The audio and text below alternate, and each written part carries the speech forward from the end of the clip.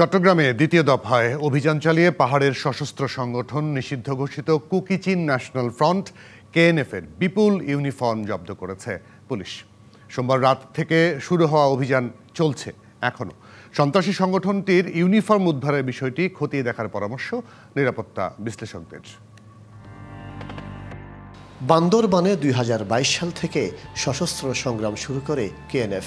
মিয়ানমারের বিদ্রোহী গ্রুপ আরকান আর্মির কাছ থেকে অস্ত্র কিনে পাহাড়ের নিরাপত্তা বাহিনীর সঙ্গে সংঘাত, চাঁদাবাজি, অপহরণ করে মুক্তিপণ আদায় ও জঙ্গি প্রশিক্ষণের আস্তানা ভাড়া দেওয়ার অভিযোগ আছে সংগঠনটির বিরুদ্ধে। বড় অঙ্কের অর্থ জোগাড় ও অস্ত্র ভাণ্ডার সমৃদ্ধ করতে গেল বছর বান্দরবানের থানচির কৃষি ও সোনালী ব্যাংক থেকে টাকা লুট করে কেএনএফ সন্ত্রাসীরা। সম্প্রতি চট্টগ্রামের নয়াহাট এলাকায় রিংভো অ্যাপারেলস পোশাক কারখানা থেকে কেএনএফের ২০,৩০০ পিস ইউনিফর্ম জব্দ করা হয়। ডিবিসি নিউজে সংবাদ প্রচারের পর নড়েচড়ে বসে প্রশাসন। ৩০,০০০ ইউনিফর্ম হঠাৎ করে একটা জায়গায় খুঁজে পাওয়া নিশ্চয়ই এটা উদ্বেগের বিষয়। আমরা বিষয়টি আমলে নিয়েছি। সোমবার গভীর রাত থেকে নয়াহাটের আশপাশের এলাকায় অভিযানে নামে পুলিশ। দ্বিতীয় দফায় উদ্ধার হয় সন্ত্রাসী সংগঠনটির বিপুল ইউনিফর্ম। এরই মধ্যে ইউনিফর্ম তৈরি করা কারখানা মালিক সহ ৩ জনকে গ্রেপ্তার করা হয়েছে।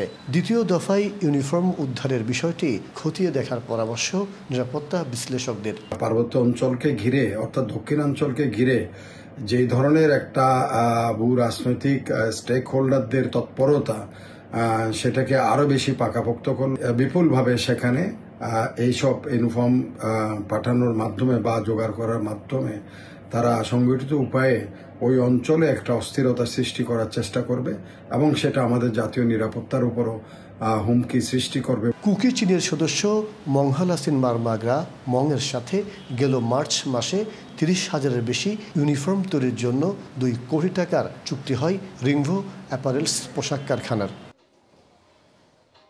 মাসুদুল হক, ডিবিসি নিউজ, চট্টগ্রাম। চট্টগ্রাম থেকে আমাদের সঙ্গে যুক্ত হচ্ছেন চট্টগ্রাম সেন্টার থেকে আমাদের ব্যুরো চিফ মাসুদুল হক। মাসুদুল হক, আপনাকে স্বাগত। অভিযান এখনও চলছে, আপনার প্রতিবেদন থেকে জানলাম। এবং একটা জিনিস আপনি নিশ্চয়ই খেয়াল করেছেন, গতকাল সেনা সদর থেকে যে ব্রিফিং হয়েছে সেখানে বলা হয়েছিল যে এই বম সম্প্রদায়ের যে কুকি-চিন সম্প্রদায়, সেখানে সম্প্রদায়ের সদস্য সংখ্যায় ১২-১৩ হাজার, সেখানে ৩০,০০০। এখন আবার আজকে বেশ কিছু পোশাক উদ্ধার হলো। এগুলোর পিছনে ওরা বড় ধরনের ষড়যন্ত্র দেখছেন। আপনারা কি বলেন? কালার এক্সপার্ট, জর্জ স্যাপ এবং মাইল্ড অন হ্যান্ডস টেকনোলজি সমৃদ্ধ অরিক্স ক্রিস্টাল ওয়াশ আপনার জুয়েল, আপনাকে ধন্যবাদ।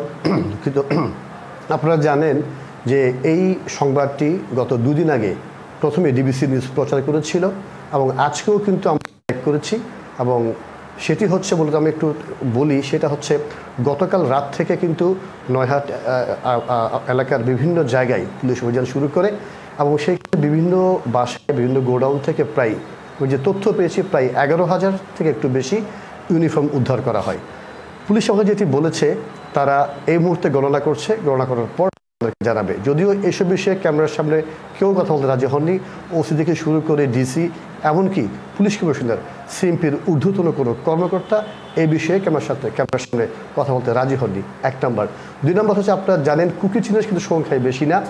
এবং আজ এখানে যারা চট্টগ্রামের যারা নিরাপত্তা বিশ্লেষক বা যারা জঙ্গি সংগঠনের কাজ করে, তাদের সাথে আমার কথা হচ্ছে, তারা যেটি বলেছে যে এই কুকি-চিন এইসব পোশাকগুলো আসলে তাদের কিনা, অর্থাৎ কেএনএফের কিনা, সেটি তাদের সন্দেহ রয়েছে। কারণ তাদের কিন্তু সংখ্যা 10 থেকে 12,000।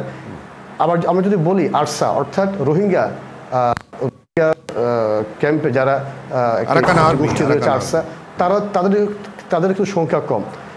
এখন তাহলে এই যে তাদের যে আরসা এত এই 30,000 পোশাকগুলো, সেগুলো কই যাবে, এগুলো মানে কার জন্য, সেটা নিয়ে আসলে প্রশ্ন দেখা দিয়েছে। এবং এখানে যারা নিরাপত্তা বিশ্লেষক যেটি বলছেন, সেটি আসলে গভীরভাবে খতিয়ে দেখা দরকার। এই পোশাকগুলো কেএনএফের নাম করে দেশের অন্য প্রান্তে হয়তো নিয়ে যাওয়া হচ্ছে কিনা, বা এইসব বিষয়ে আসলে সবগুলো তারা খতিয়ে দেখার তারা দাবি জানিয়েছেন। এবং একই সাথে আপনাকে জানিয়ে রাখি, কেএনএফের যে তৎপরতা, যখন সেটি আরম্ভ হয়েছে প্রায় 2 থেকে 3 বছর আগে, এবং সম্প্রতি আপনারা জানেন গত বছর তারা বান্দরবানে 2টি ব্যাংক ডাকাতি করেছিল। এবং সর্বশেষ তাদের যে পোশাক পাওয়া গিয়েছিল সেটি নিয়ে পুরো চট্টগ্রাম সহ সারা দেশে তোলপাড় হচ্ছে।